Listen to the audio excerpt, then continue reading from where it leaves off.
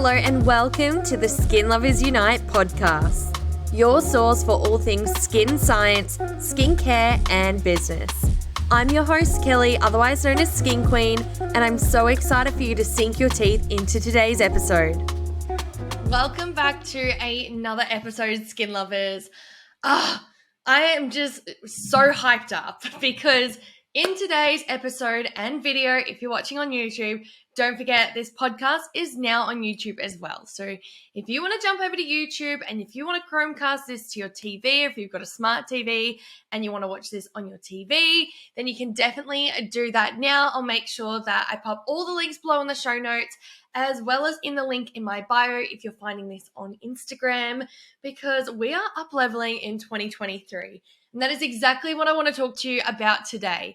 Today's episode is all about working smarter, not harder.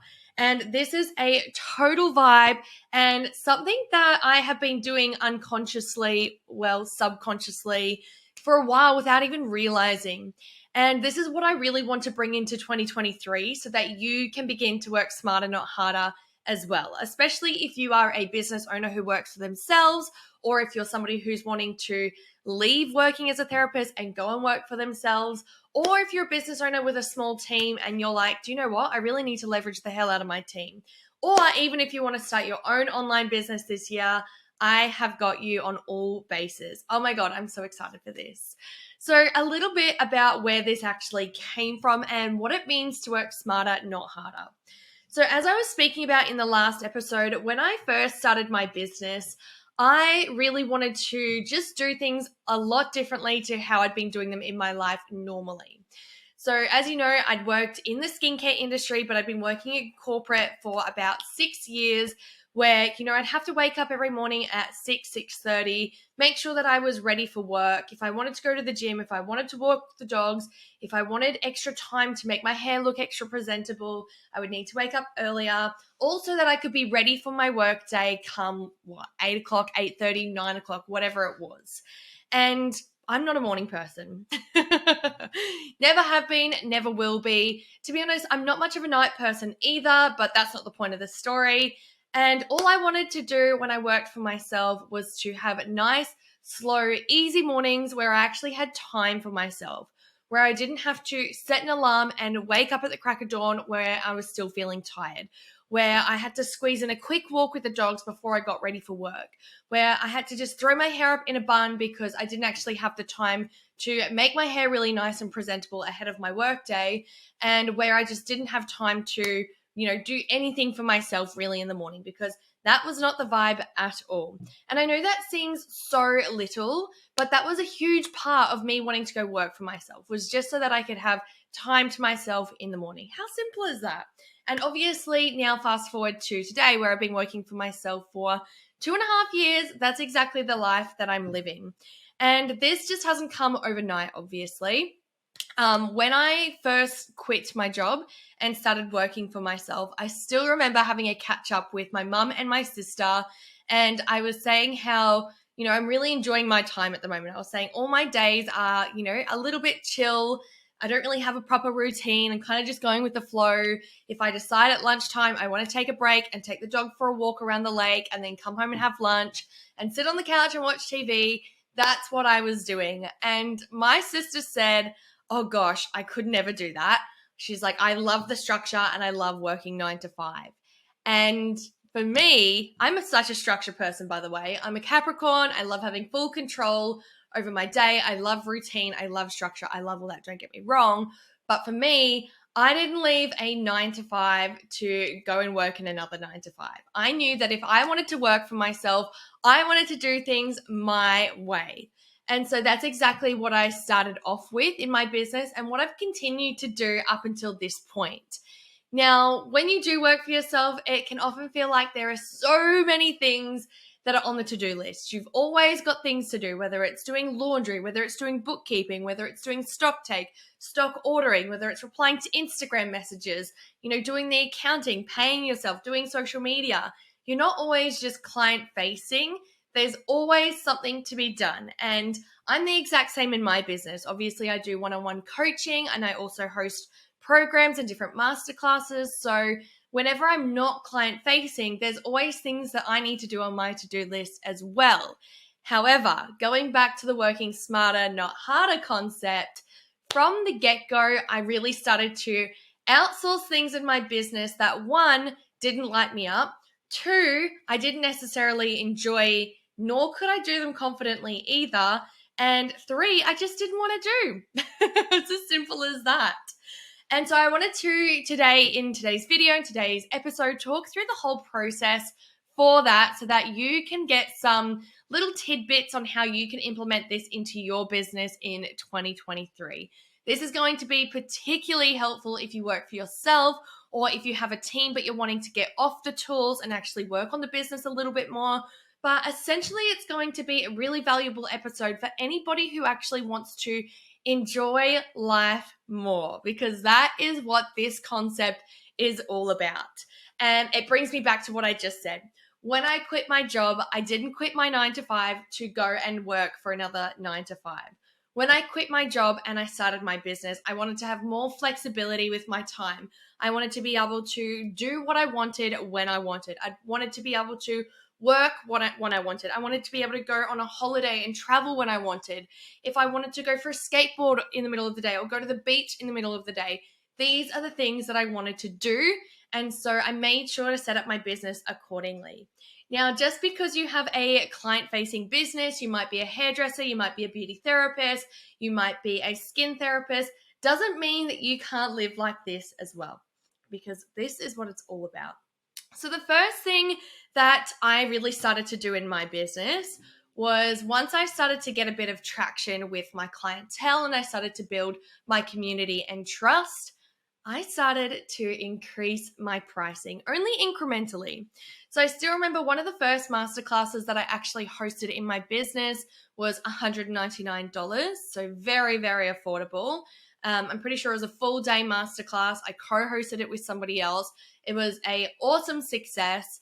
But from there, I realized that I actually knew quite a bit of valuable stuff, and people who were actually doing my masterclasses were getting a lot of value, implementing it into their lives and businesses, and seeing results. So from that, I was like, do you know what? It's time to up my prices. And for many of us, we often get a little bit scared to increase our pricing. But I just want to share with you that when you are a business owner and you have a loyal clientele and you have a loyal community who love what you do no matter what, that is the best time to increase your prices, because you're obviously good at what you're doing and you're obviously having an impact on their life and really helping them. Otherwise, they wouldn't return. So that is when you have the ability to increase your prices. And when you do that, that means that you can actually work less and earn more. I was having this conversation with a friend recently, and she was saying that she's a little bit burnt out and she needs to reduce her hours at work because she's working for herself. She's been working for herself for a couple of years now, but she just feels like she's got no time to be creative, got no time for herself. She just feels like, she can work as much as she can work, but she's not really getting anywhere in life. And so I was like, you need to sit down and you need to look at your prices, and you need to first start by looking at how much money you actually want to earn in a month. So say, for example, you're sitting here and you're like, do you know what? I want to earn 10 grand a month. I only want to work 20 hours a week. I only want to work, Tuesday, Wednesday, and Thursday late nights. All day, we'll do 12-hour days. That's probably more than 20 hours. 8 hours a day, whatever it is to add up. Clearly maths is not there right now. Then you need to be like, okay, well, how much money do I need to be earning an hour to achieve my monthly income goal? And then I want you to go back and look at your pricing and look at your top maybe 3 to 5 services that you're doing the most of, but also have a look at the services that you actually enjoy doing, because it's going to be easier to promote them, and look at what you're currently charging and see how much money that's bringing you in a month. And start to have a little bit of a play with the pricing, because it could be as simple as just increasing the pricing by $50 a service, $75 a service, $100 a service, so that you can actually meet your goal income, which is very, very important. Because once you start meeting your goal income, that's when you can move on to step 2, which is all about outsourcing. Now, for me in my business, there was no question and no doubt in my mind that I was going to do this very early on. And the reason for that is because I'm only one person. And I was like, do you know what? I'm going to burn the hell out if I continue to do everything myself. And it got to about this point last year, so January 2021, when I actually hired my first virtual assistant. And the reason for that was just because I had so much admin in my business that I was feeling overwhelmed. When it came to emails, when it came to my Facebook groups, when it came to my Instagram posts, when it came to my Instagram messages, when it came to missed payments, when it came to all the little admin-y things that was taking up my time, I was like, do you know what? I'm spending all this time working in the business when that's not actually what I want to be doing. I want to be client facing. I want to be creating content. I want to be adding value to my community so I can build my community. And so my time is not best spent working on the admin. I quickly realized that working on the admin wasn't actually making me money at all. So one of the very first investments that I made in my business was on a virtual assistant. And as I said, she helped me with responding to emails and obviously forwarding the most important ones to me. She also helped me with back-end stuff of my website, putting in offers and services in my booking system. She helped me with calendar management. She helped me with social media, responding to messages, my Facebook groups. She even helped me with my podcast for a period of time there. And she was probably one of the best investments that I had made because I got to a point where I was at capacity and I needed help. So that was only about $650 a month. And that freed up so much more of my time, but not only time, it freed up my energy. Because when I was constantly showing up, doing the masterclasses, doing the content, doing the admin, being client facing, everything, I was working nonstop and I was feeling drained. And that's not why I started my business. So it was great because when I actually hired my assistant, that freed up a lot more time in my day. So once I actually, finished the tasks that I wanted to do in the day, I had all this extra free time for me to go and do whatever else the hell I wanted, such as skateboarding, going to the beach, taking the dog for a walk, going and having coffee, getting my hair blow dried, getting my nails did, my lashes did, whatever it was. I knew that my business wasn't going to collapse because my assistant was there to help me. Now, the next thing that I actually outsourced in my business, which I know a lot of women who are listening to this podcast have probably thought about doing, but they're like, oh, I don't mind doing it. But once again, that's not about working smarter, not harder, is outsourcing bookkeeping. Now, this is something that a lot of women are like, oh, I just don't want to foot the bill. Like, I'm a tight ass. I know I can do it myself. All that stuff overwhelms me. Don't even have a Xero account. Like, connecting all that will really overwhelm me. It's all too much. But let me tell you, I was spending probably, 1 to 2 hours a month going over my bookkeeping manually on a spreadsheet in the early days, just so I could keep a track of my expenses and my ingoings and my outgoings so I knew how much to pay myself at the end of the month. And that was not something I enjoyed doing. I did it because I needed to pay myself, but I really dreaded having to sit there and sift through everything for about a month. And do you know what? At the end of the month, rather, to outsource it was the biggest weight lifted off my shoulders. Initially, when I did hire a bookkeeper, I did have a bad experience. But the bookkeeper that I have now is an absolute dream. She was able to go back through my Xero file and clear everything up.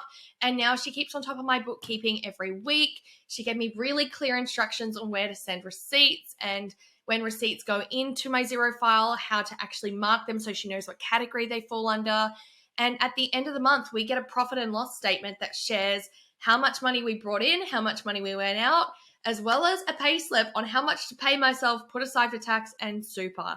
And she's not a massive investment, so we probably spend about $450 a month on her. And at any time, if I've got a question or if I need something done or, we've got something that's happening in the business, my partner and I can actually send her a text, we can call her, we can email her, and she responds straight away. And it is such an amazing investment because not only has that given my time back, but it's helped Cam and I to feel really financially in control of the business. And when we feel financially control in the business, we're able to kick back and relax a little bit more. And once again, do the things that we love in life and actually live life. Like right now, as I'm recording this, Cam has gone to get his hair done in Brisbane, which is about an hour away, and he's going to go have coffee with a mate afterwards, which is just so epic, and neither of us are stressing. Not to mention, it's 11 o'clock as I'm starting this recording, and I'm only really starting work today. But I'm not stressed about that because I know where we're sitting financially, and all the other admin tasks are taken care of, so we can give that one a big tick. Another thing that I've outsourced in my business in the past is social media. As I've said, having somebody to help respond to my messages, help create content, give me content ideas is amazing because it's such a time saver. I don't have to think too much about it. But now I've also outsourced the podcast, which is another task that once again I know how to do, but outsourcing it just means I can show up, create the content, send all of the content away for it to all be dealt with and sorted with and magically populated together. So that means at the end of me creating all my podcast episodes, I can go sit on the couch at, say, 11 o'clock on a Friday and watch Game of Thrones if I want to, because it's all about working smarter, not harder. But as you can see, this has all come from one, knowing what my prices are. And as I've slowly started to increase my prices, I've also started to focus on the client experience, which is very, very important. If you are charging $120 for a facial now, but it's just a basic facial where somebody shows up, they have a facial, it's nothing over the top, crazy, bougie, laxy, anything like that, and then you send them on the way and that's it, and then you're like, do you know what? Fuck it, I'm going to increase my prices to $200. You may need to visit the whole client experience thing because people want to make sure that they're getting value for money and they want to make sure that they're actually getting a full experience. But if you can match that experience and value to your pricing, people don't mind paying it. It's just how it works. And even better when you start to do more high ticket things. So you might start to do more packages in your business. You might start to do even a skin membership. You might start to do more advanced treatments that are, $300, $400, $500, where clients can put it on Afterpay or Salon Pay. Then you're getting that monthly recurring revenue coming into your business. So you're getting those payments come through into your business more regularly, which means you get to work smarter, not harder, and take time back into your life. And this is the last thing that I want to talk about. So when it comes to your life, we are not on this planet just to work. Obviously, I don't want to sound entitled when I say that, but it is important that we are aware that there is more to life than work. We obviously need money to fund our lifestyle and to make sure we have a roof over our head and food in our stomach. But at the same time too, when you're a business owner, you get to control those circumstances. You get to control how many people you bring into your business, what you charge for your business, how many hours you work, and most importantly, what you're going to do with your time when you're not working. I think so many of us get caught up in the wake up, get ready, go to work, come home, deal with the kids, deal with the pets, watch TV, go to sleep, and rinse and repeat. But that is not any sort of life I want to live. So this part of the exercise really involves you sitting down and getting clear on what your dream life looks like. Now, I'm not talking about if you were to win the lotto and all of a sudden you came into millions of dollars, what your ultimate life would look like, because we all have this bougie picture of us living in a big beachside mansion with 12 dogs and driving a Porsche and going to Europe 3 times a year, or maybe that's just me. But what are some things that you would like to do more of in your spare time? Because we all have those things, whether it is spending more time with your kids, whether it is being able to walk the dog more, whether it is going and actually having facials and massages yourself. Oh, I might go get a massage this afternoon with Cam. Or whether it is actually going out and having lunch more. Whatever it is that you want to do more of, just those little things that you can incorporate into your day-to-day life, you need to be super aware of what they are so that you can be like, do you know what? I am going to charge more. I'm going to work less. I'm not going to miss out on any income, and I'm actually going to bloody enjoy my life, because that's what the work smarter, not harder lifestyle is all about. Now, if you're watching this or if you're listening to this and this is hitting home and it's resonating, I'm actually doing a 3-day challenge. It kickstarts today. So if you're only listening to this now, chances are you've probably missed out. But don't worry, because you haven't missed out on what's to come after that. I'm actually launching my wildly successful beauty business 7-week micro mind. From Wednesday, you can sign up, but I will let you sign up early if you're listening to this and you're like, I want to work smarter, not harder. Sign me the hell up. It is going to be where I'm teaching you business foundations so that you can actually really step into being a wildly successful business owner and living your dream life. So in this program over 7 weeks, we cover things like mindset, we go over financials, we go over time management and outsourcing, branding, social media, so many amazing things that are going to help you set yourself up for success in 2023 so that you can really take back control of your life, take back control of your business, and start to live your dream life outside of work, because there's more to life than work. And I'm so passionate about this because I feel like women just love to work, but that's not the true meaning of life.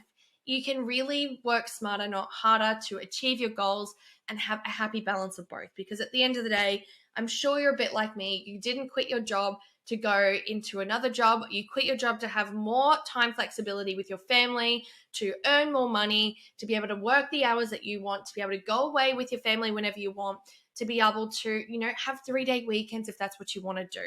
So if you're interested, I'm going to put all the notes and details on all the important stuff in the description box below. Otherwise, jump on over to Instagram if we're not already friends over there. I'm SkinQueen with 3 E's, because the 2 E's is still taken, FML.